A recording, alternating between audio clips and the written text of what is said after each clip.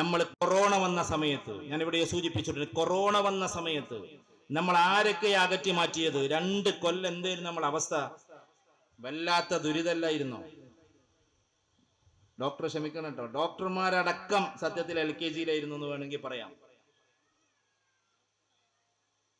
കാരണം എന്താ, അവരെന്നെ ആകെ അന്തം വിട്ട് നിൽക്കുകയായിരുന്നു ഡോക്ടേഴ്സ്, എന്താ ചെയ്യേണ്ടതെന്ന് അറിയാതെ. കാരണം എന്താന്ന് ചോദിച്ചിട്ടുണ്ടെങ്കിൽ പലയിടത്തും മരണം നടക്കുന്നു, മയ്യത്ത് എങ്ങനെ പരിപാലിക്കേണ്ടത് എന്നൊന്നും ആദ്യം ഒരു പിടുത്തുണ്ടായിരുന്നില്ല. അതുകൊണ്ട് ഷാവലിൽ തോണ്ടിയിട്ട് കൊണ്ടുപോയിട്ട് ഇങ്ങനെ കൊട്ടലേ. എന്തൊരു ദുരിതമായിരുന്നു അത്. എൻ്റെ ഒരു സുഹൃത്തിന് ആദ്യഘട്ടത്തിൽ കൊറോണ വന്നു. അവന്റെ വീട്ടിൽ 7 ആൾക്കാരുണ്ട്. 7 ആൾക്കാർ 7 ആംബുലൻസിലാക്കിയിട്ട് മഞ്ചേരി മെഡിക്കൽ കോളേജ് വരെ സ്പ്രേ പൂസിയിട്ട് പോയി. ഇപ്പൊ ആലോചിക്കുമ്പോൾ ഒറ്റയ്ക്ക് ഇരുന്ന് ഇങ്ങനെ ചിരിക്കും നമ്മൾ. ആദ്യഘട്ടത്തിൽ ആർക്കും ഒരു പിടുത്തം കിട്ടിയില്ല. ഞാൻ ഡോക്ടേഴ്സിനെ കളിയാക്കുകയോ അല്ലെങ്കിൽ ഇകഴ്ത്തുകയോ ചെയ്യല്ല. ആദ്യത്തിൽ എല്ലാവരും ഇരുട്ട് തപ്പി.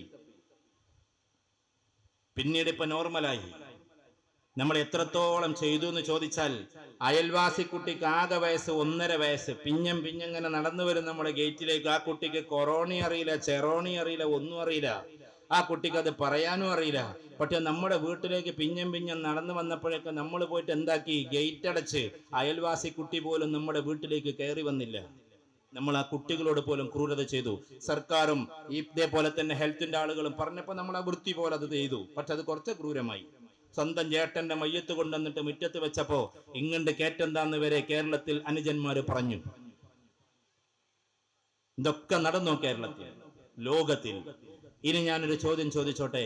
കൊറോണ ദാപ്പ ഏതാണ്ടൊക്കെ മാറിയിട്ട് നമ്മൾ അടുത്തിങ്ങനെ ഇരിക്കുകയാണ്. കുറച്ച് ആൾക്കാർ ഇപ്പൊ മാസ്ക് ഇട്ടിട്ടുള്ളൂ. അതിനെ ചിലപ്പം ഇതൊക്കെ കുറച്ച് വിദ്യാഭ്യാസമുള്ള ആൾക്കാർ മാസ്ക് കരുതുന്നത് നല്ലതല്ല എന്ന് വിചാരിച്ചിട്ട് കൊണ്ടുവന്നതാണ്.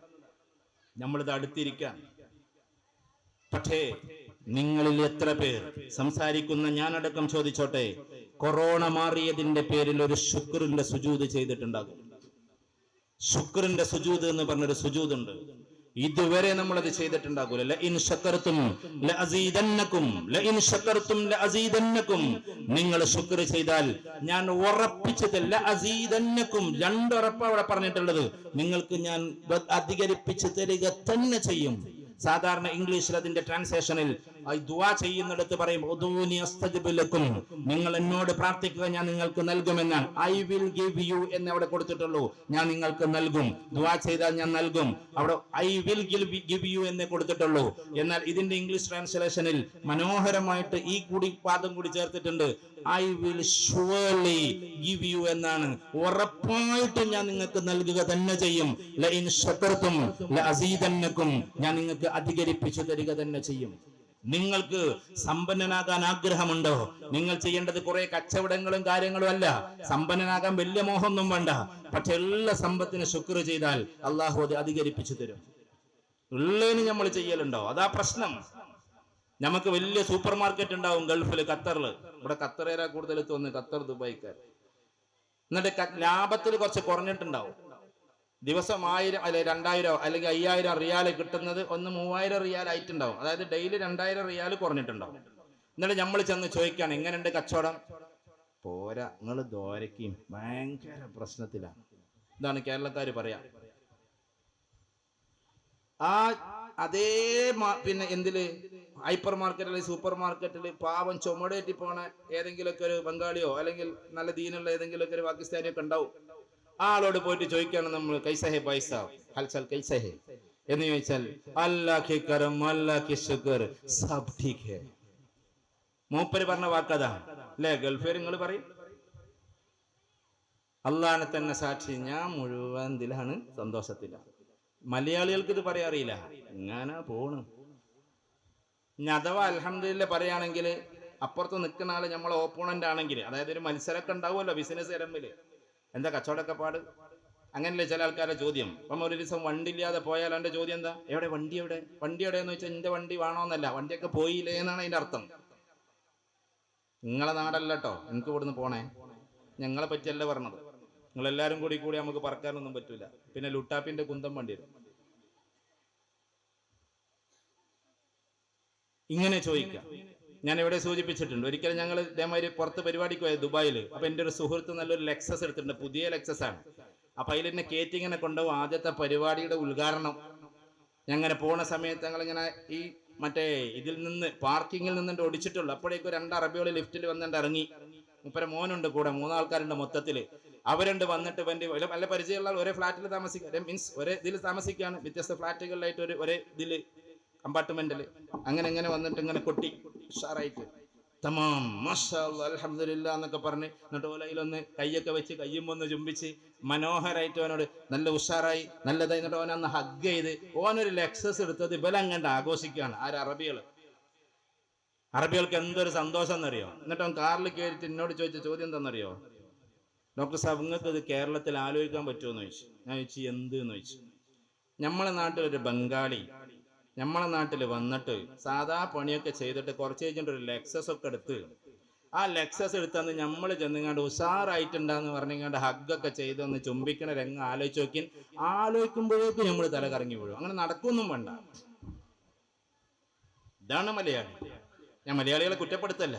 നമുക്ക് ശുക്ർ എന്ന് പറഞ്ഞ സാധനം തന്നെ അറിയില്ല. അതെന്താ സാധനം എന്നാ ചോദിക്കണത്. അതെന്താ സാധനം?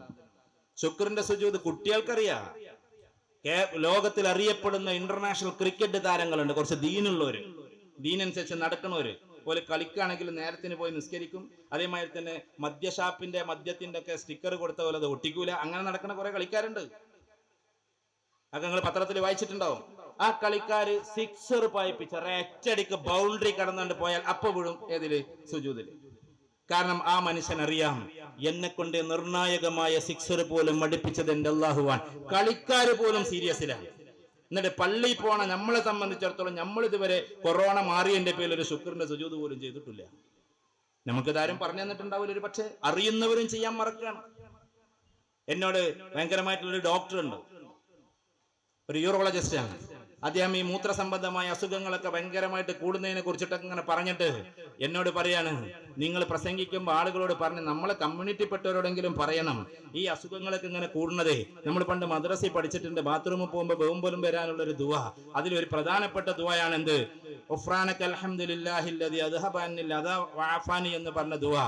എന്റെ ബുദ്ധിമുട്ടുകളെ മുഴുവൻ ഇല്ലാതെയാക്കി അല്ലാഹുവേ നിനക്കാണ് സർവസ്തുതിയും എന്നുള്ള ദുആ. അത് ചെല്ലാത്തത് കൊണ്ടാണ് ഇത് ഉണ്ടാകുന്നത്. വിശ്വാസികളോട് നിങ്ങൾ പറഞ്ഞു കൊടുക്കണം. എന്താ പറയാൻ കാരണം? ഈ മൂത്രമൊഴിക്കുക എന്നത് ചെറിയൊരു പരിപാടിയല്ല. അത് നമുക്ക് മനസ്സിലാക്കണമെങ്കിൽ ഇപ്പൊ ആശുപത്രിയിൽ ഇങ്ങനെ വീർത്ത് കിടക്കുന്ന ധാരാളം ആൾക്കാരുണ്ട്.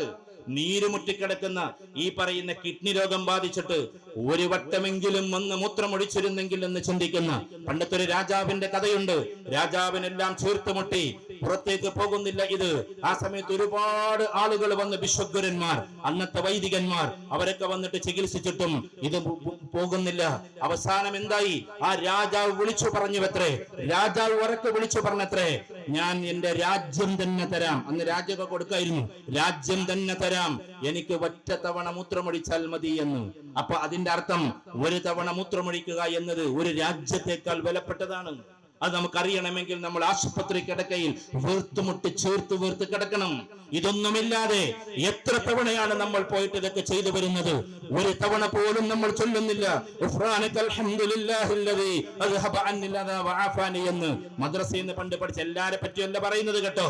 അതുകൊണ്ട് നമ്മൾ ചൊല്ലിയേക്കണം ഇത് ഓരോ ശുക്രിന്റെയും പ്രാർത്ഥന. നമുക്കൊരു കട ഉണ്ടായിരുന്നത് മാറി എന്ന് വിചാരിക്കുക, ആ കടാണ്ടില്ലാതായി. നിങ്ങളിങ്ങനെ അൽഹംദുലില്ലാ എന്ന് പറഞ്ഞാലും മതി. പക്ഷേ അതിനേക്കാൾ കൂടുതലായിട്ടൊരു കാര്യം ചെയ്യണം. വേഗം പോയിട്ട് എന്താക്കണം? ശുക്രിന്റെ സുജൂദിൽ കഴിയണം. ശുക്രിന്റെ സുജൂദിൽ ഞാനത് കുട്ടിക്കാലത്ത് കൂടുതലും കണ്ടിട്ടുള്ളത് എൻ്റെ ഒരു പ്രിയപ്പെട്ട വന്യനായ ഗുരുനാഥൻ, അദ്ദേഹം കോഴിക്കോട് കടപ്പുറത്ത് വളരെ വലിയ 10,000 ഒരുമിച്ച് കൂട്ടിക്കൊണ്ട് വലിയ പ്രസംഗം നടത്തും. അത് കഴിഞ്ഞിട്ട് ഞങ്ങൾ ഒന്നിച്ചങ്ങോട്ട് പോകുമ്പോ നേരെ പോയിട്ട് എന്ത് ചെയ്യുന്നു പറഞ്ഞാൽ അദ്ദേഹം പോയിട്ട് സുജൂദിൽ വീടുന്നത് നമുക്ക് കാണാം. അങ്ങനെ ഞാനത് ആദ്യം കണ്ടിട്ടുള്ളത്. അബുൽ ഹസൻ നദ്വി സാഹിബിനെ പോലെയുള്ളവർ ഓരോ ചെറിയ കാര്യത്തിനും ഇത് ചെയ്യുന്നത് നമ്മൾ കണ്ടിട്ടുണ്ട്. നമ്മൾ ആദ്യമൊക്കെ അത് എന്തായിരുന്നു നിങ്ങൾ വിചാരിക്കും. പിന്നെ ഇങ്ങനെ പഠിച്ച് പോയപ്പോഴാണ് എല്ലാറ്റിനും ഈ പരിപാടി ഉണ്ടെന്ന്. നമ്മളെ കുട്ടികൾക്ക് A+ വാങ്ങിയതിന്റെ പേരിൽ നമ്മൾ ആരെങ്കിലും ശുക്രിന്റെ സുജൂദ് ചെയ്തിട്ടുണ്ടോ? കുട്ടിക്ക് കേക്ക് വാങ്ങിച്ചു കൊടുത്ത്, കുട്ടിക്ക് ലഡു വാങ്ങിച്ചു കൊടുത്ത്, കുട്ടിക്ക് ചുരിദാർ വാങ്ങിച്ചു കൊടുത്ത്, അല്ലാഹ്ക്കൊന്നുമില്ല. ഒക്കെ കുട്ടിയുടെ കപ്പാസിറ്റി, ഒക്കെ കുട്ടിയുടെ കഴിവ്.